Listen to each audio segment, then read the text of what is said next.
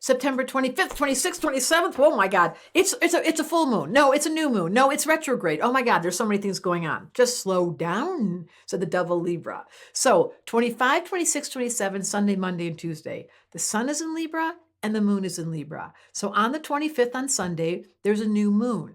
We're supposed to be quiet, but if you've got a double Libra around, even if they're shy, or because reflective people, when there's a dark sky, you may have learned this from me. If the sun and moon are in the same spot and it's a completely dark sky, there's an introspective personality. But I'm going to tell you something. Libras love to talk. And this is the coolest day for a baby to be born. So here's the sun and the moon in Libra, right opposite Jupiter in Aries.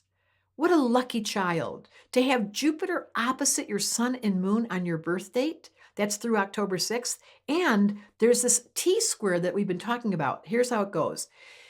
Venus and Mercury are retrograde in Virgo. They're opposite Neptune in Pisces, and they're squaring Mars in Gemini. So the release is Sagittarius. So it's all about being honest and blunt. And the thing about the combination of Libra and the release being in Sag, humor.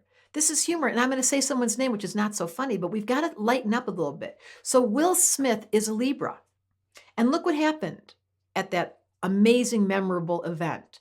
His Libra is opposite his Aries. He has Saturn in Aries and the North Node in Aries. So that impulse control inside every sign, inside every Libra is an Aries. Inside every Aries is a Libra, but he did actually have the opposition. So it's true that the sun and moon are in Libra with Jupiter and Aries opposite. And what is it that creates a lack of impulse control is when the Libra, the double Libra, I'm so nice. I'm so sweet. I never want to get in any fights. I want everyone to like me. And then Aries goes, are you kidding me? That is so sucky and so pretending and so fake. So the Aries energy's got this impulsive need to be able to speak up. And Libra just wants peace. And when the opposition is occurring during a retrograde and there's a T-square in the sky, it's tense.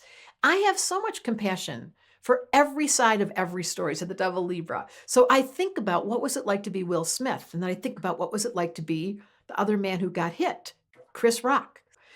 What's it like when you have a moment in time where you had no impulse control and it never goes away as a memory? This is where Tell Me a Story, the class that I teach, tmas.co, without the observer on, after the impulse control acts up, after we find ourselves letting our Aries take over or the Libra, it becomes like a ping pong game. There has to be compassion. And I, as a Libra rising, not double Libra, but I feel Libra so strongly, I always want to see the point of view of the underdog and the point of view of the persecutor, because each of them have a story to tell. And if we could turn our observer on and not go straight to an opinion and straight to impulse and Mars and Gemini, blah, blah, blah, blah. No, I just ask myself, this is what I do.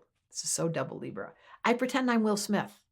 And I woke up the next morning. This is how I think. And I think, God, how am I going to live with that indelible ink put into my unconscious, like a tattoo that he'll never get off his arm of that moment?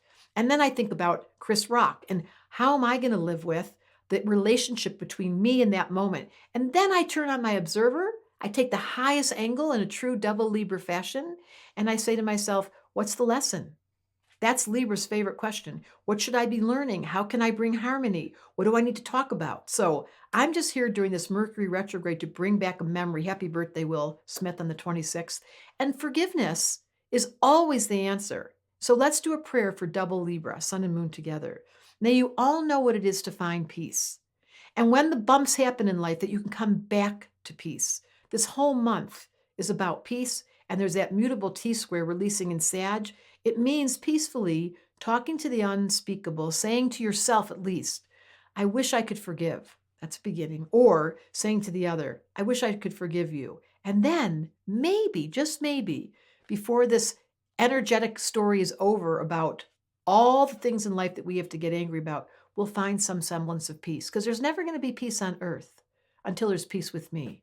And that's the prayer for double Libra. Let the peace begin here. I know it sounds corny. Let the peace begin here and let me find my comfort with all the things this lifetime that have gone wrong. From the observer's point of view, it's a lesson, and we're all here to learn how to forgive. Astrology Answers wanted me to say that. I hope you can learn it. I'm working on it.